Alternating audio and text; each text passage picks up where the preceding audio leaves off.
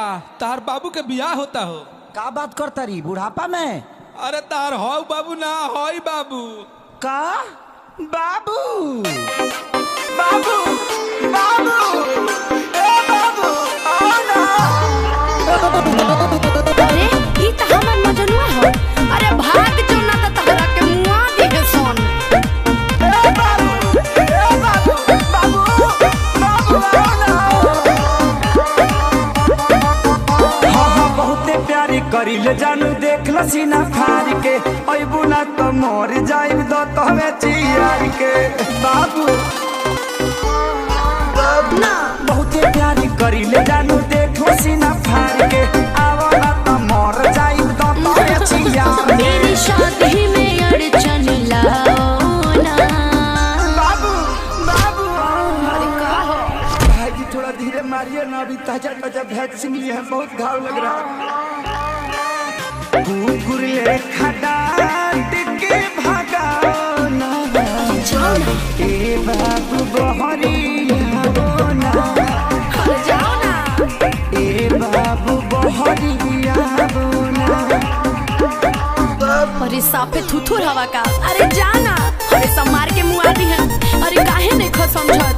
अरे जाना।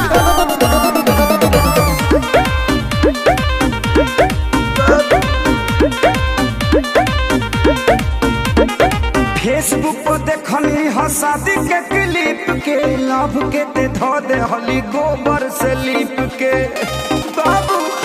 अरे हदे पिटौर बड़ा यार। भाग भाग भाग ना ता भाई हमर धाके लती ये दिए बड़े खिसियाई ललूर हलो गड़ धके तोहके बनाइए दिए बुझे। देखो माथा मेरा गरम होना। हे बाबू आओ ना।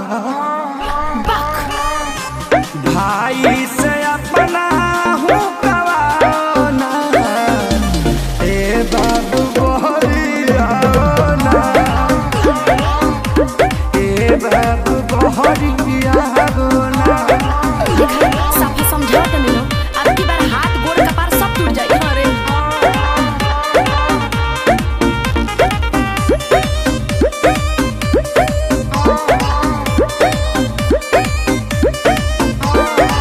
तू हमर काजल हम अजय देवगन हो बानरिया सा दुल्हा कैसे कहलू पसंद हो हमरे पूरी बन के मारत रस बाबू।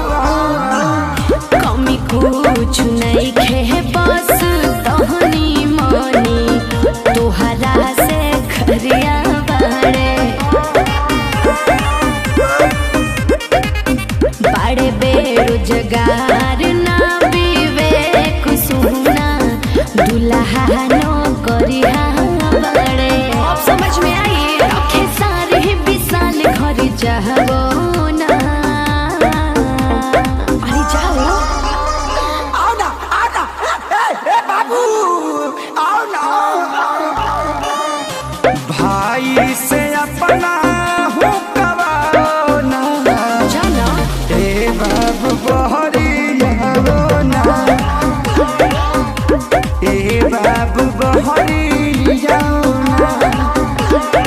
बाबू बाबू आओ ना। जाओ ना। मर जाइबे रे मजनुआ। भाग जो।